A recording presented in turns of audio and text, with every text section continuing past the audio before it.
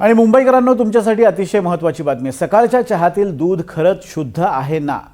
कारण मुंबईत अमूल आणि गोकुळ सारख्या नामांकित ब्रँडच्या दूध पिशव्यांमध्ये सुद्धा भेसळ केल्याचा धक्कादायक प्रकार उघडकीस आलाय। एफडीएनं गोरेगाव परिसरात कारवाई करत अशुद्ध पाणी मिसळून बनावट दूध तयार करणाऱ्या रॅकेटचा पर्दाफाश केलाय। या प्रकरणी कृष्णा लिंगमपल्ली आणि रवी पटिपाका या दोघांना अटक करण्यात आली आहे।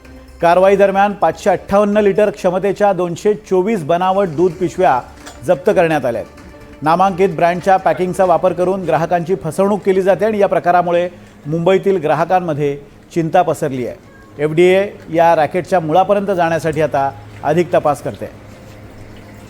आणि बस ना खाली नीचे क्यों गिर रहा है?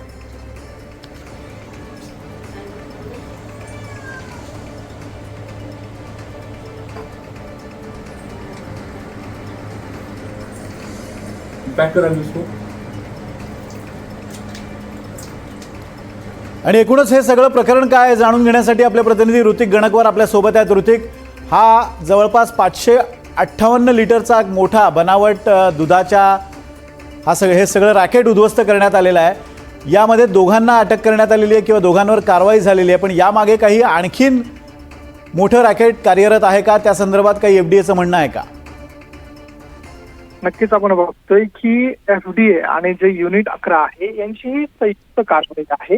एकंदरीत आपण बघतोय की भेसळयुक्त दुधासाठी बघितलं तर एफडीए जे आहे ते सक्रिय झाल्याचं पाहायला मिळतंय। अशातच आपण बघितलं तर गोरेगाव पश्चिम मधलं जे प्रेमनगर आहे त्या ठिकाणी हा छापा जो आहे तो टाकण्यात आलेला आहे। या पथकानं जवळपास 558 लिटर दूध जे आहे ते आणि दूध 224 बनावट दूधच्या पिशव्या ज्या आहेत त्या ठिकाणी जप्त केलेला आहे, ते नष्ट केले।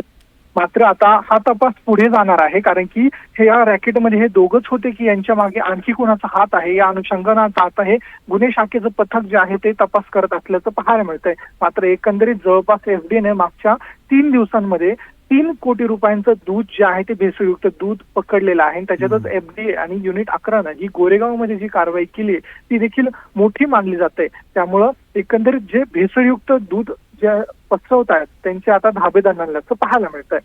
धन्यवाद ऋतिक, दिलेल्या अपडेट्सबद्दल। आपण बघतोय एक मोठी कारवाई एफडीएनं केलेली आहे आणि आता गुन्हे शाखा यात सक्रिय झाली आणि आता पुढचा तपास गुन्हे शाखेतर्फे करण्यात येतोय।